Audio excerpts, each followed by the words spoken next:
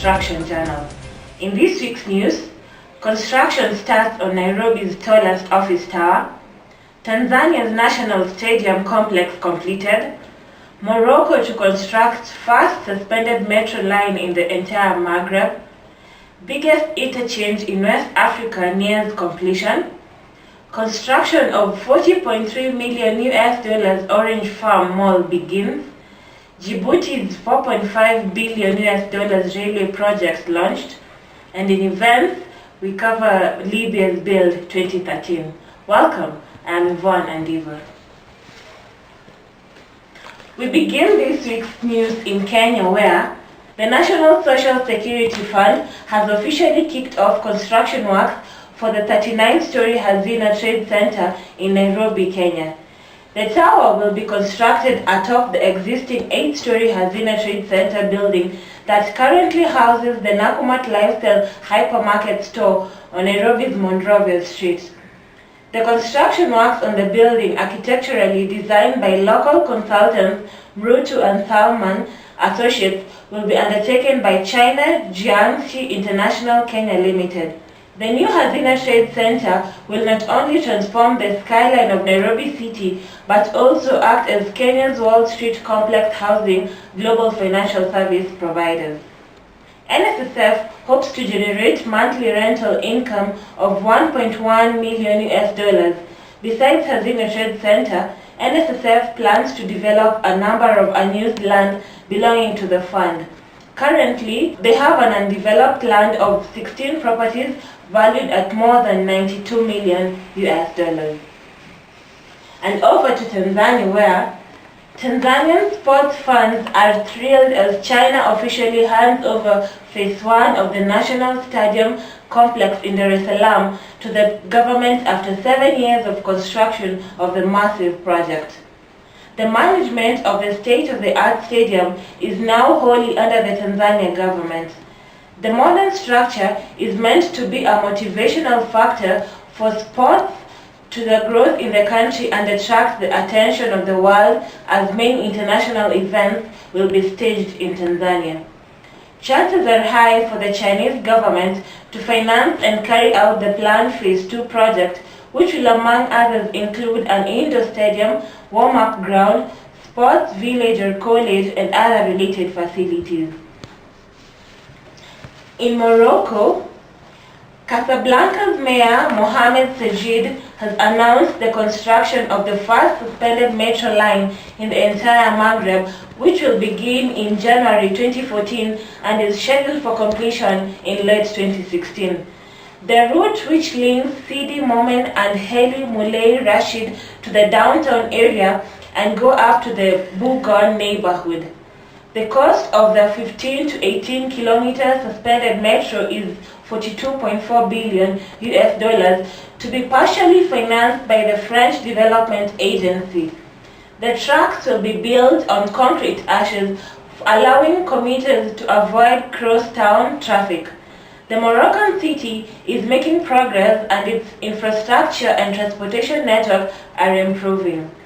Casablanca residents have welcomed the idea of linking shanty towns to modern neighborhoods.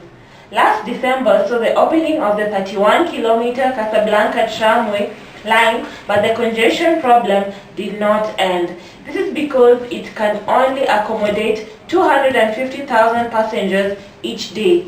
The proposed metro, however, will be able to carry up to 400,000 passengers daily. And over to Ghana, where the construction of Ghana's biggest interchange at Sofo Line in Kumasi may have suffered delays, but the project has not only eased traffic to a great extent, but also positively changed the face of the Garden City. The interchange, which forms part of the reconstruction of the Sunyani Road through Kumasi, is now about 92% complete and has partially been opened to traffic, greatly reducing the congestion. The road, one of the most congested in Kumasi, is undergoing dealization and asphalting. According to the resident engineer of the project, Mr. Ato Badu, work left to be done on the interchange included street lighting, road marking, fixing of the signs and horticultural works, which will be completed by the end of the year.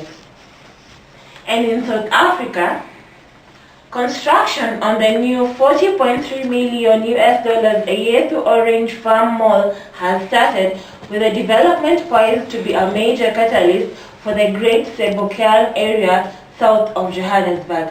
The mall is scheduled to open for trade in September 2014 and will provide more than 400,000 Orange Farm and Everton community members with shopping facilities close to home.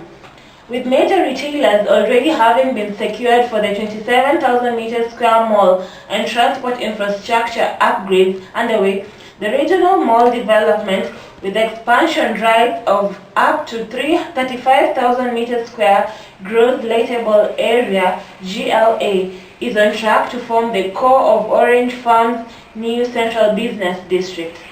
Investors in the project include JSE Listed Property Loan Stock Company, the Pillar Income Fund, Project Developers Flanagan and Jarrad, and Strafford Land Development SDL, each with a 30% stake in the project. And finally, in Djibouti, Djibouti's Prime Minister Haile Mariam and President Ismail Omar Guelleh have launched construction of the new Negad railway station. Construction of the station, which will form part of the 800-kilometer Addis Ababa-Douala Djibouti route, was also inaugurated in the presence of Ethiopia's Minister of Foreign Affairs, Dr. Tedros Adhanom. 20% of the construction has already been completed on the Ethiopian side. The railway will have a significant impact in bolstering regional economic integration, advancing economic cooperation and social connections between the two sister countries. Cost of the $4.5 billion massive rail project will be shared by both governments. And in events today, we feature Libya Build 2013. Libya hosted the 9th edition of the annual Building and Construction Exhibition in its capital Tripoli as part of efforts to lure investors to buy into the reconstruction plans. The North African state is looking to improve its infrastructure 2 years after the violent ouster of Muammar Gaddafi. Libya Build opened to an array of diplomats, ministers, and business leaders at its new and expanded location in the Sport City in Gorgi area of Tripoli. Giving the official opening speech, Economy Minister Mustafa Abu Fonas welcomed the 715 companies and said that with their presence, Libya wanted to send a message to the world that it is safe and able to build its economy. Thank you for choosing to watch Construction News.